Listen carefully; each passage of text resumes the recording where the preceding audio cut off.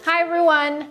I'm going to be showing you how I go about organizing files, documents such as memorabilia, personal documents, and yeah, there's a cat in the way though. There's a cat in the way. Whoa! Feisty. I'm gonna move you out. Hi everyone, today I'm going to show you how I go about organizing documents that I have. This includes any legal contracts, physical notes that you receive from people, memorabilia, transcripts, whatever it is in paper format, then this is how I store it.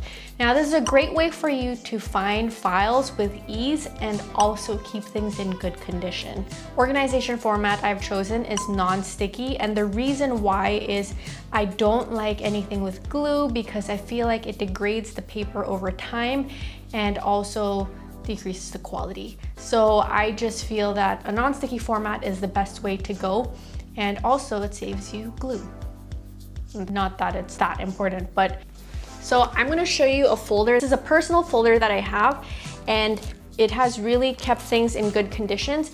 I have this award for excellent behavior that I've had from 2001, and you can see that the paper is still in good condition. The paper is still hard and the edges are still not crumpled. I was really like this. I was born this way to keep files that I have. I have another award from 2000. This is in 4th grade. So this is 20 years ago. Crazy. And hopefully you'll be able to organize yours. I also have some personal documents that I have for like the government. So any documents for the government I also create. Before we get started with the video, I wanted to talk about Skillshare, which is a website that offers thousands of videos made by creators like myself in the professional field of art, design, business, you know it. Basically, you can learn a lot of things even if you are a beginner or a professional, sharpen up your skills. A video that I'm currently watching is something called isometric design. Basically, you create very simplified icons. I know how to create simplified icons, but I just wanted to sharpen up my skills and learn some new shortcuts that I might not know. And this was because I learned things on my own and I might have missed out some things along the way. So isometric design is something that I'm learning. It's very short. The first 500 people who are going to click in the link in the description box, they will get access to Skillshare for 2 months for free, and it is great to learn new things, so don't miss out on the opportunity. If you want to subscribe to 1 year's worth of Skillshare, it costs less than a private class that you might get outside, and you can get access to thousands of videos, and you can learn at your own pace, and you can learn a lot of things. So don't miss out on the opportunity, and click in the link in my description box. So let's get started. The first thing you will need is to gather up your materials. The materials that you need include label maker. This is the Dymo brand. Paper cutter, pen or pencil, ruler, clear sheet. Now, usually if I have any legal documents, I prefer the longer version of this clear sheet. Then you need cardstock paper. This is heavy in weight, which means that it's thick.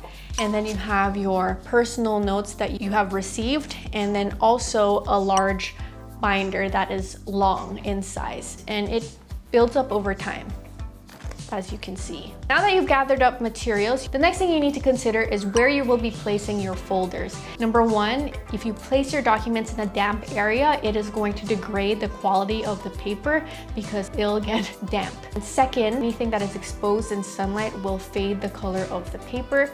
I know it's in the folder, but just to be safe. Third is that a dry area will avoid any type of moisture. Once you get some moisture on the paper, it will definitely soften the paper, and then eventually it will become not so nice. So choose where you want to place your document in a cool, dry, and dark area. So usually I put it in a cabinet. If you want to be extra safe, you can use silica gel. Usually you'll find it in food packets, and I usually collect those. Now the next thing you want to do after you've figured out a location for your folders is you need to start sorting your documents of what you should keep and what you should let go of. I have 2 questions that you can ask yourself if you're unsure of what you want to let go of. As I've mentioned time and time again, you need to be the ultimate curator of your lifestyle, and you need to pick what you value and what you need to let go of. So the first question that you want to ask yourself is something pretty practical, is it still relevant to me? Now, usually with legal documents like contracts that you don't need to use,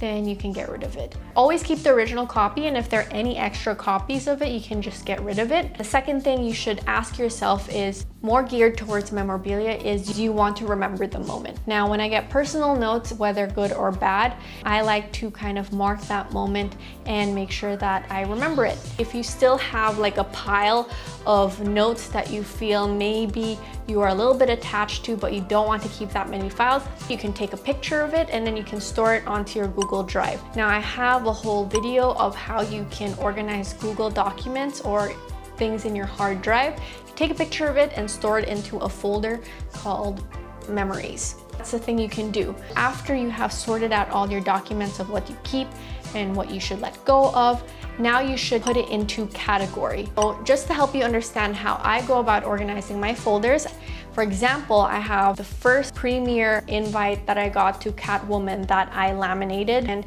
it marks my first movie that I watched the premiere of, and I was super excited about it because the concept of watching something first in the Philippines was great, but there are probably a bunch of other people that watched it already. This next part is more for memorabilia. Anything that you have a legal document of, you can just put it into this clear sheet and you can use both sides so that you save space. But this is geared towards any personal notes that you get and how I fix it. So you'll need your personal note, you will need the cardstock, you will need the profile. I'll put this to the side. The first thing you need to do is place it in the way you want it to show. So I have this. These are note cards that I received from my very dramatic friend Paui. He likes to write note cards from different countries he visits, and then he'll write something, an observation that he made. It's pretty cool. So what you're gonna do now is you're gonna lay it out to the way you want it to look, and then you are going to mark it. So I'm gonna make a mark with my ruler, and you only need to make 2 marks. So I leave about 1.5 inches of space, and then I draw my line. 1, 2. And then 1, 2. Just a very light one because I don't want to see any pen markings. And then I would do the same for this part.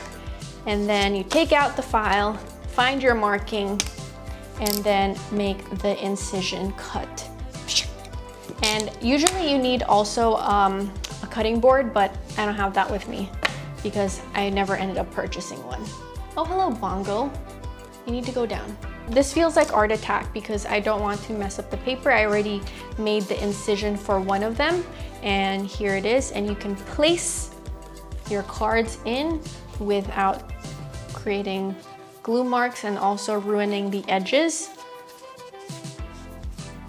And then it's pretty simple, just place it in there. I have another one from my friend, and you can do it the same thing here. And then I place it on both sides. Oops, need to make sure it's on the right side. There you go.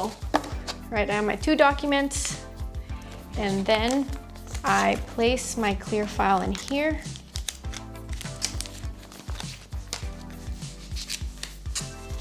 And that's where my finished document is. You're gonna get your folder, and then you're going to place it where you want it to go.